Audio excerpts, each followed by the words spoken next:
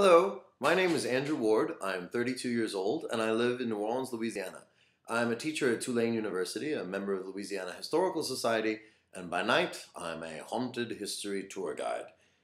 I've been involved in paranormal research, investigations, and interventions for basically as long as I've been alive. You see, I was raised in Yemen, Egypt, and Saudi Arabia, and there I became familiar with the Islamic practices of mysticism and dealing with the jinn of the deserts. I became also very familiar with the more ancient tribal practices of how to deal with spirit, both evil and good. As an adult, I spent a number of years in Poland and a few more in India, where I received a degree in comparative religion. Now, I brought this lifetime of knowledge and experience to New Orleans 7 years ago to further my education. And in that time, I've been involved in dozens of house cleansings, investigations, and basically whatever people feel they need in order to be more comfortable in their homes, and to be quite honest, in many cases, in their own skins. Um, to give you an example, 3 years ago, a friend of mine referred me to his neighbor, a French Quarter resident who had been having some difficulties, shall we say. When I first met this woman, it was clear that she did not want to talk to me. She was this hard-nosed lawyer, just the facts, very logical, not the type of person that wants to be talking about his mumbo-jumbo hauntings and things like that. I mean, this is not something that she wants, especially a stranger, to know about. She actually felt betrayed by our mutual friend for having told me about her situation. And when I first talked to her, initially she was quite guarded. She wanted to know exactly who I was and just what it is that I think I'm going to be able to do for her, etc. Typical lawyer, right? I responded focusing on my scholarly background and suggested that perhaps if we could find some information about her house, something about her own life and maybe how they overlapped, maybe there was some friction, we would be able to put an end to her disturbances. After this, she was willing to basically open up, and once that first little snap in the dam opens, the whole thing comes gushing out. And she was completely open and told me about her horrible, almost nightly experiences. She had moved into the house 2 years earlier and never had a problem. Until her boyfriend moved in, that is. You see, that night, things went completely crazy. She was walking down the hall, if I remember correctly, and she was walking to her bedroom when she felt someone reach out and grab her hair and give it a nice, strong tug. Now, she thought this was her boyfriend, and so she screamed out, and she's like, "What are you doing?" He was actually down the hall in the bedroom, and he comes running out and being like, What's wrong?" So she ignored it, thought she just imagined it. We're not going to pay any attention to this at all.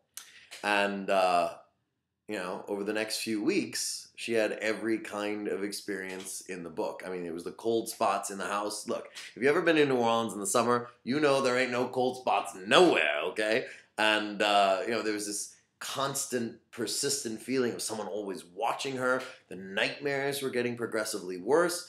And the other thing is, she would come over and look at her dresser, and all over it would be her makeup and her perfume, and it would be completely scattered around. No matter how many times she would try to put everything back in order, she would leave, even if it was just for a couple minutes, and return, and everything would be scattered all over the place, completely messed up, which is, very alarming to someone.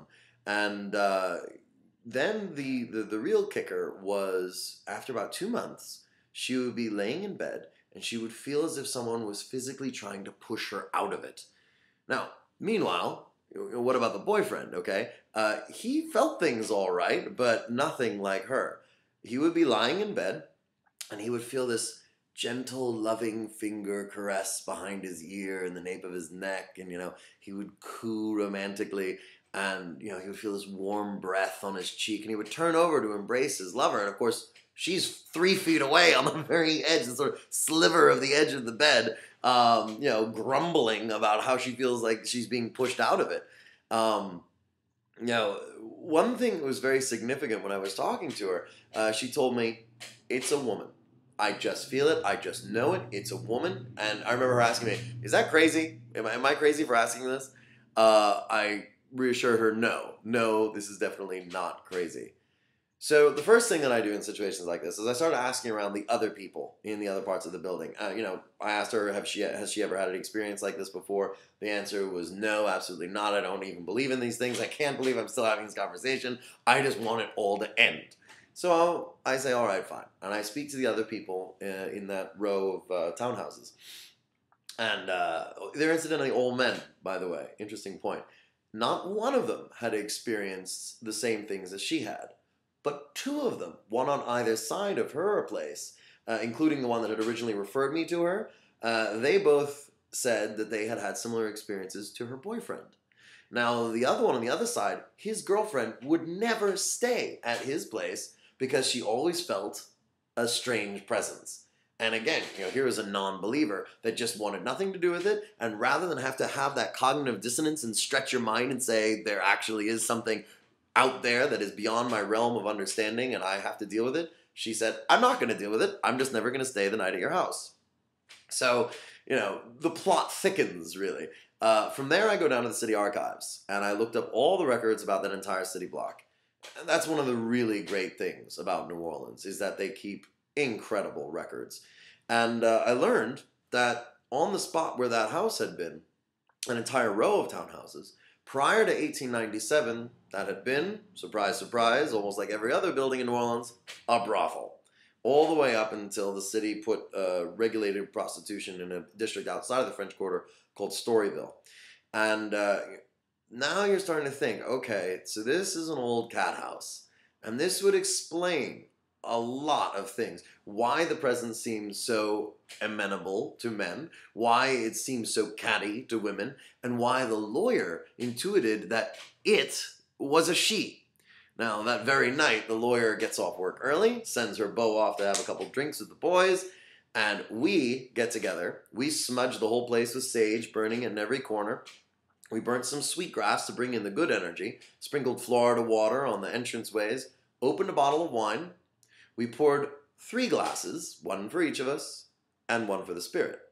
We covered all the mirrors, closed all the windows. We burnt a black candle all the way down. Now, once the candle is lit, I initiated a conversation. Basically, spirit, nothing fancy, no Ouija boards, nothing like that. Just saying, spirit, we know you're here, and we're not trying to be in any conflict with you. And just as a sign of our peaceful intent, we brought this glass of wine for you, and we're happy to sit here as the candle burns down, and as we drink this bottle of wine together, for you to impart on us anything that we need to know. And that was basically the last thing I said, because from that point on, the lawyer takes over. She's just talking and talking and talking. It's like, look, I never did anything to you. I didn't even know you were here. I wasn't even convinced that things like you existed. That's how it started. Very, very confrontational and with not the type of verbiage that the ghost of a of a prostitute from centuries past perhaps would like to be referred to. But after a little while, after the wine kicked in, after the candle burnt down, after she got out all of her frustration, suddenly it gets a little nicer in there. It gets a little warmer in there. And she's like, look, you don't have to go away. This is your home. And if you want to stay, can't we all just be here together? And you tell me what it is that needs to be done for us to be living happily, and I'll do it. We finished the bottle of wine. She said that she felt better already. The next day, she calls me at 8 a.m., and I'm not a morning person. That is not a phone call I normally would have answered, but because it was her, she said that she had had all these dreams that night, after the first good night of sleep, by the way, that she had had in many moons. And in the dreams, she had been guided to set up a little table, just a little thing, in the corner of the bedroom, and to put out some perfume, and put out some makeup, whatever she wasn't going to be using, and to leave a little glass of alcohol from time to time. I learned much later that apparently it wasn't wine that the spirit preferred, but absinthe. And so she would get a glass of absinthe from time to time. And from there on, no more hair pulling, no more being pushed out of bed. Spirit didn't even mess with her man anymore, which is quite important. I think most ladies will agree. Because how can you compete with the ghost of a prostitute? Most women are at a loss, and so this environment just became so much more kind and friendly. And I really emphasize this. I really emphasize, the friendliness aspect, because she would come home and she would instantly say hello to the spirit. She would put out the offerings, and she would thank the spirit for letting them live there and live together. And this congenial relationship went on to the point of girlfriends.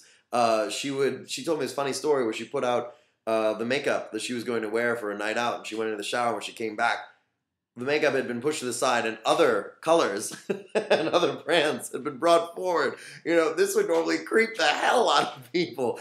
Something has so clearly been moved from here to there, and other stuff has been brought down. There's nobody else in the house, and you know that it wasn't you.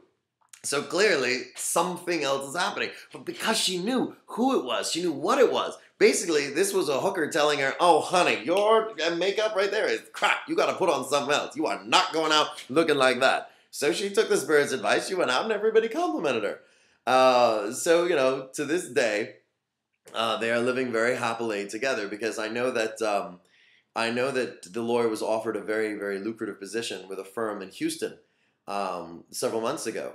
But her response was, "No, I'm not going to take it. Besides, how could I leave Josie?" You see, by this point, they were on a first name basis.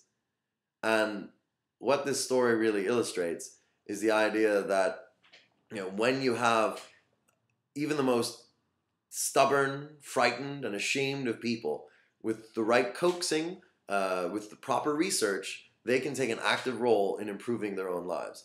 And if this is something that I can do more of, especially with a dynamic professional team, exercising the right procedures and the proper amount of compassion, then that's pretty much the dream life. I emphasize life because I myself am in no hurry to become a ghost. So this is Andrew Ward saying thank you for your time from New Orleans, and I hope to hear from you soon.